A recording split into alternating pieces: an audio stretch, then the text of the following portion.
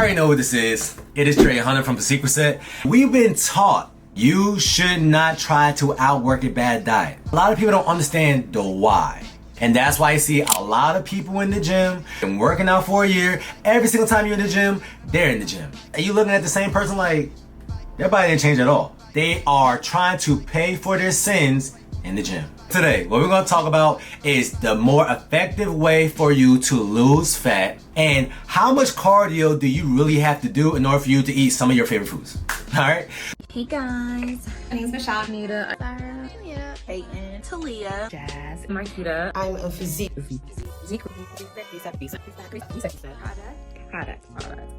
Product. Period. You love to see. When you see somebody doing any form of lifting weights, and a lot of people like to lift weights, you're not burning as much calories as you think. Even if you're going as hard as you could possibly can.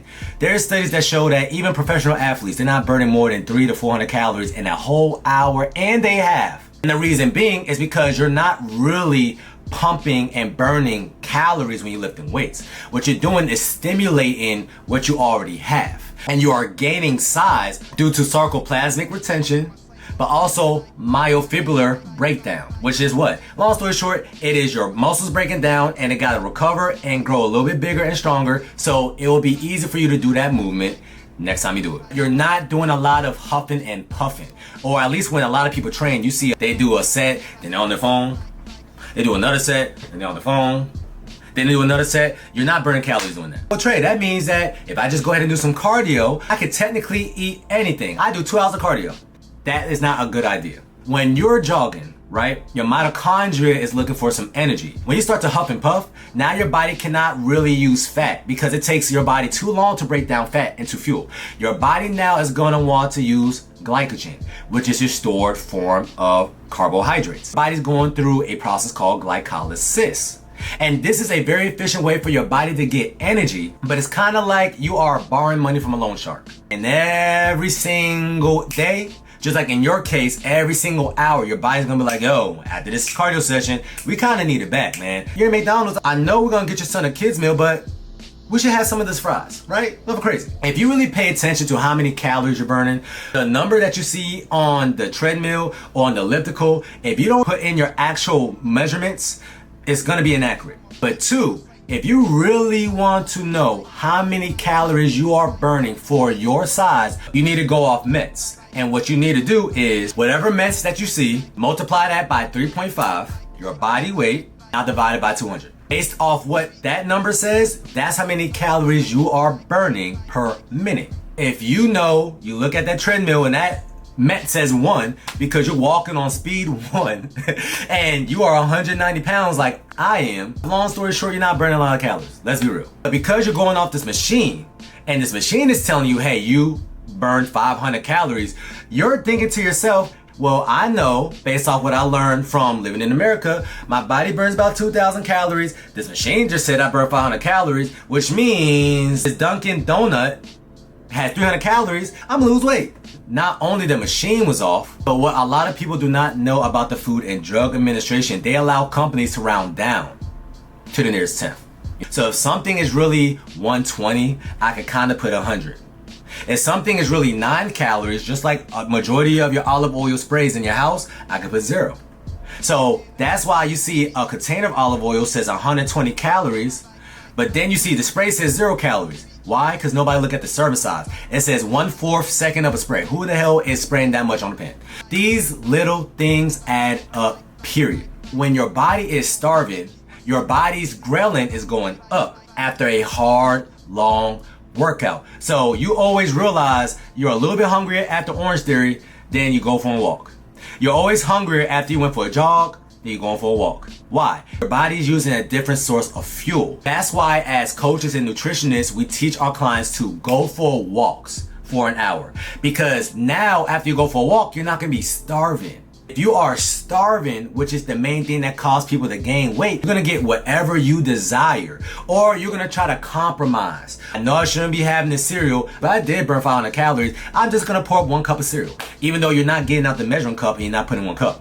You're going based off a bowl. People do not really know how to count calories. Your body is the ultimate survival mechanism. If your body is depleted from calories or carbs, it's gonna naturally wanna force you, without your consent, to get hungrier. And if we got all the snacks in the world in our house, especially our favorite snacks, that popcorn, that ice cream, that chocolate covered pretzels, you're just gonna tell yourself, hey, I'm gonna stop at 4 pretzels, but then you really ate 10.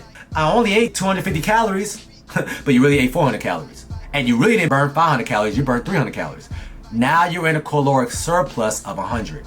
That's why you really cannot outwork a bad diet. If you go on the treadmill right now and you do incline 3.2, speed 10, you know why? Because I do this all the time. It says that I burn 600 calories. But 600 calories is literally basically a large fry from McDonald's. If I'm going to McDonald's, I want the large fry and the sweet and sour sauce. By the way, that got calories in it. But now I'm in a caloric surplus. And now based off my hormonal profile after me eating these high glycemic foods, guess what? Now I'm just noticing, I'm just craving some things I naturally don't crave. You know what? I don't like ice cream, but now I just want to have some ice cream tonight. I'm just going to stop at a tablespoon. In order for you to lose fat effectively, if you're not a runner, don't go for runs. If you like to play basketball, keep playing basketball. Do something that you actually love to do when it comes to cardio. But when it's all said and done, if you choose to just put the better versions of food in your mouth, you literally have to do 0 minutes of cardio, 0 minutes of working out. Now, if you want to look better, if you want to look toned, you want to look chiseled, you want to be the finest thing walking in your city, then of course we want you to lift weights. And you should probably do a little bit more cardio. But do you have to work out for you to effectively lose weight? No. But what a lot of people try to do, they try to work out to compensate for their bad ass diet. That is the issue. And that's why you see that same person all the time in the gym.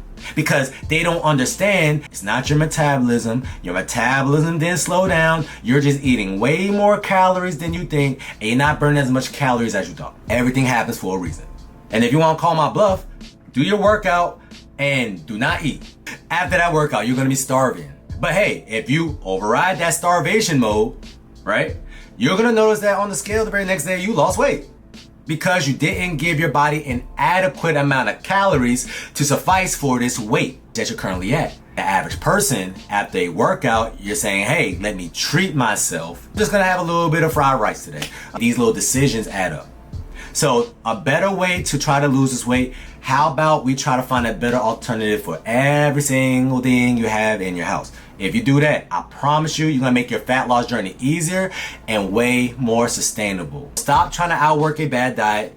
It's almost literally impossible. You can literally lose fat without working out at all. You don't even need a gym membership. The gym actually amplifies your results with your diet.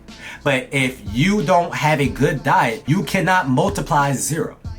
Just remember that. Hopefully y'all learned something today. Once again, the biggest lever to pull if you're trying to lose fat is gonna be what you put in your mouth. You're trying to lose fat anyways. Let me just give my body more the things that are gonna keep me full for longer, which means I'm gonna naturally eat less. Only way you can do that is if you're not eating a whole lot of processed, man-made foods.